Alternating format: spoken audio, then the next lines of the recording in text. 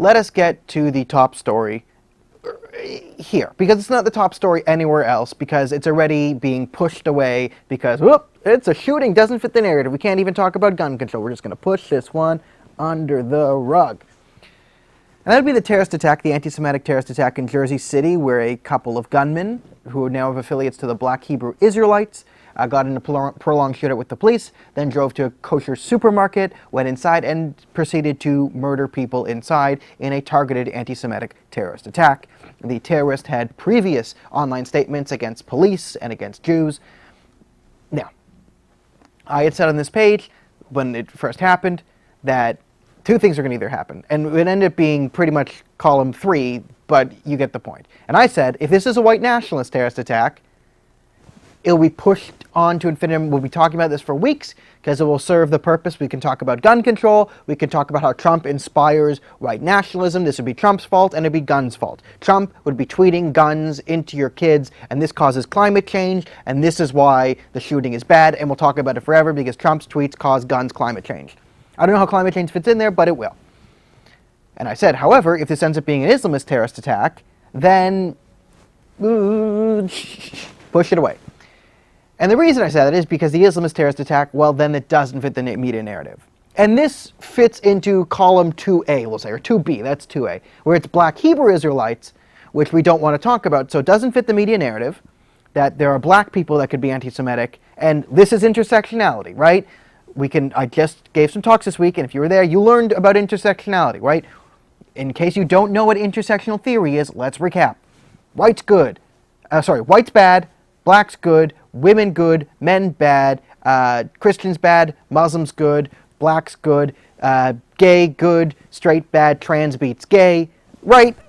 If you understand all of this, congratulations, you now have a sociology degree from Brandeis University. However, when we talk about intersectionality, black beats Jew. And because black killed Jew, we can't talk about this. Now, it gets even worse, because this terrorist attack doesn't fit the media narrative, because it even undermines one of their past favorite narratives. So if you remember the Nick Sandmann affair, this is the Catholic school kids who were caught, I can't even say how horrible it was. They were caught staring near a Native American man. I know, you're shocked, and it's so grotesque to even hear about it, but Covington Catholic kids were caught standing still and looking at a Native American man. And this was 24-hour news for an entire week. This kid was worse. He was a symbol of Trump's America. He wore a MAGA hat. He stared at a man, and he even smiled once. And then the footage came out of the real event, which showed that the fake activist liar had approached the Covington Catholic kids and just started banging near them. So their whole thing was a lie. But the whole thing started, as you saw, when there was a group of Black Hebrew Israelites basically accosting everyone in the park, saying homophobic stuff, basically blaming the Jews for the gays, blaming white America for black. It was all insane. The Black Hebrew Israelites are patently insane in what they believe. But they were anti-Semitic, homophobic, racist, all over it. And the Covington Catholic kids were saying, basically the Black Hebrew Israelites had said, oh, Catholicism, Catholic kids, abortion is the reason for gay marriage, or something ridiculous like that. They were basically blaming Catholicism and abortion for the gays. And the Catholic kids said, hey, that's homophobic, you shouldn't say that. And then the media narrative, you remember CNN, and what Don Lemon was saying was, oh, okay, Nathan Phillips, the fake Native American man, his story was, I was just sticking up for a couple of black people because these kids were harassing black people. And that became the new narrative. These Black Hebrew Israelites became the poor, defenseless black people that Nathan Phillips was protecting. Even though we saw in the footage them saying horrible, anti-Semitic, homophobic, racist garbage. Now, this is a garbage fringe group. It's been listed by the Southern Poverty Law Center, which is a biased organization, as a hate group. And what they believe is patently insane. Okay? They believe that they're the real Israelites, that Jews like us are fake Jews. I'm not really a Jew. They're the real Jews. They're the real Israelites. They also believe that Hispanic people and Native Americans are the real Israelites too. That's right. The Black Hebrew Israelites say, no, the Native Americans, they're not really native to America. They're really Israelites. Yes, the Native Americans, the Cherokee Nation, they're actually not indigenous to North America. They're really indigenous to Israel. Insane. Insane in the membrane. Okay, so are the Black Hebrew Israelites a representative of the wider black community? No, they're not. Are they a symptom, though, of some of the ill rhetoric that is allowed to be perpetrated in the black community? And that is a yes. What they believe is insane. Another majority black group that believes insane things is the Nation of Islam. And the Nation of Islam, this is Louis Farrakhan, Elijah Muhammad, what Malcolm X even said, these people were brainwashing me, I'm out. And then they killed him. What they believe is insane. It's not even real Islam. Like, okay, you have to look, just, I highlight Malcolm X's biography by Alex Haley. It's really interesting. I suggest you read it. But when he goes into what the Nation of Islam actually believes about whites and the Jews, and how the Jewish race was created by Moses selectively breeding white people because whites are the most evil, and then Moses was their savior, and it's legitimately insane. It has nothing to do with Islamic.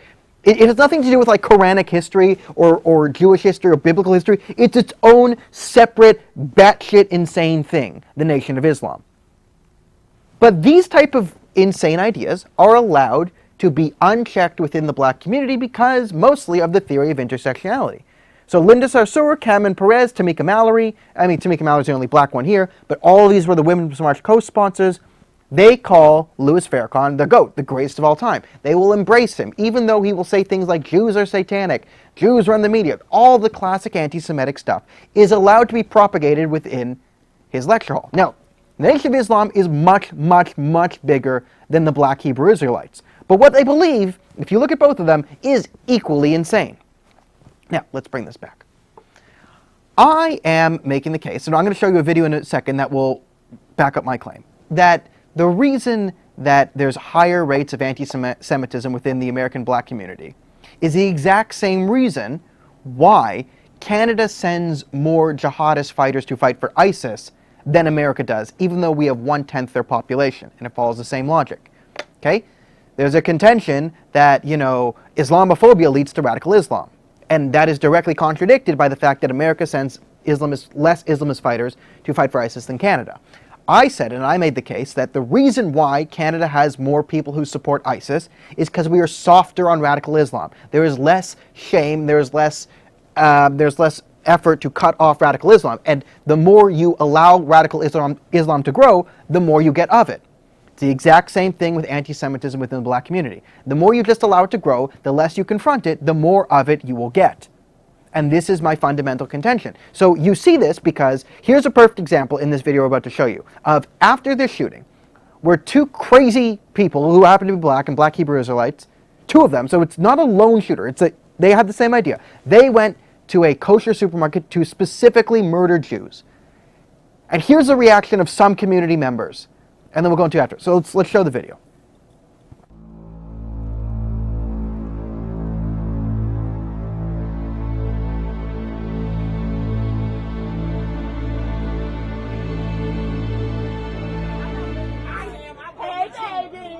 Because we never had a shooting like this until they came. And if it was the other way around, they would have been killing us.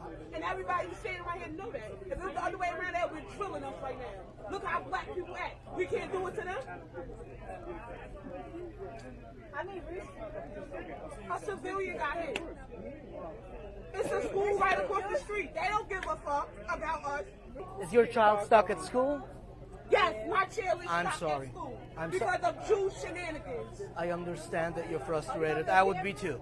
They own the problem. Because they ain't come to Jersey City, this shit would never go on. People kids are scared. People kids are stuck in school. Take that shit somewhere else. It was your kind of No clue. There was 4 y'all dead, right? 4 of your people that was dead, right? I'm not from here. That's great. If they was dead, they got shot dead, that's great.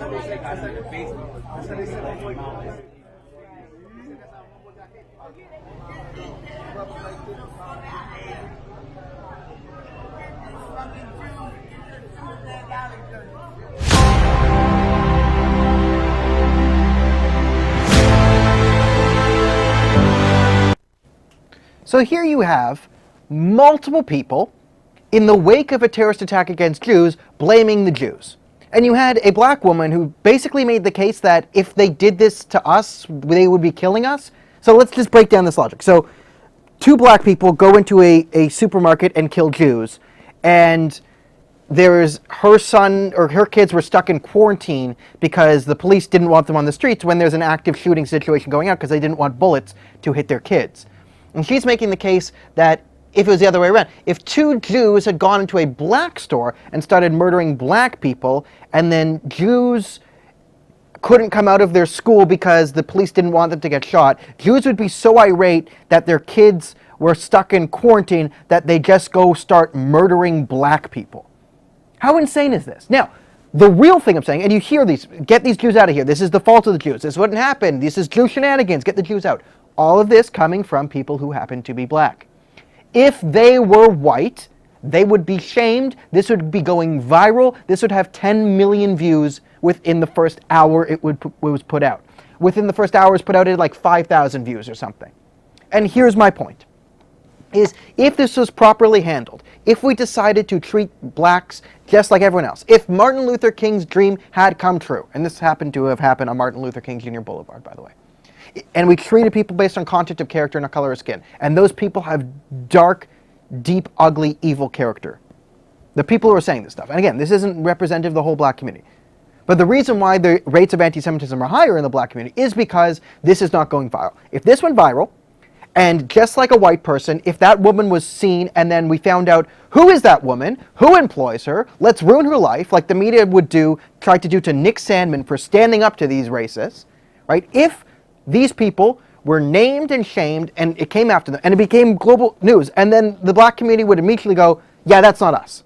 You'd have 95% of pastors in black churches get up at the next Sunday and say, brothers, sisters, we saw horrible ugliness today this week in our community. You know, this woman who said, you know, get the Jews out of here. That's not the Christian way. That's not the black way. You know, Jews marched with Dr. King back in the day, and the real Christian thing is to be tolerant. This goes against Jesus. They would say that, and to their credit, I believe most black people believe that. But because this doesn't go viral, that doesn't get said. And if this went viral and that got said in every church, humans are social creatures. They would know, oh, this is socially unacceptable. You would curb black anti-Semitism by 15 to 20% like that. But because that does not happen, you have areas like Brooklyn, where I've shown, how many clips on this show in the last year have I shown of black people attacking Jews in Brooklyn? Dozens? And if you don't believe me, just look, Brooklyn anti-Semitic attack. They're on video. They're all on video. It's never white people attacking Jews, right? Bill de Blasio, New York mayor, said, oh, now anti-Semitism has come to our doorstep. Well, knock, knock, it's been inside the house for the last 10 years. And because these people are not named and shamed when they're on video being anti-Semitic, it will continue to happen. Because just like radical Islamic terrorism and every other ideology, if you let this ideology promulgate, and you do not shame it, if you do not shame the perpetrators of evil, they are less likely to curb their ways, and it only empowers them. And because these women and these people who shouted anti-Semitic stuff in the wake of an anti-Semitic terrorist attack, blaming the victims, telling the Jews to get out of their city, it will continue. And the way to stop it is to expose it. But it cuts against the left's narrative. So I watched CBC, CNN. It was not on CNN today. It was not on CBC. They started to do a feature on CTV on it, and I'm like, oh, okay, it's on it, but then they cut to question time period. So it didn't even finish it. So it's already out of the mainstream media narrative. It's already gone. Doesn't fit the bill. We can't talk about climate change or gun control or white nationalism. So these dead Jews, they don't matter.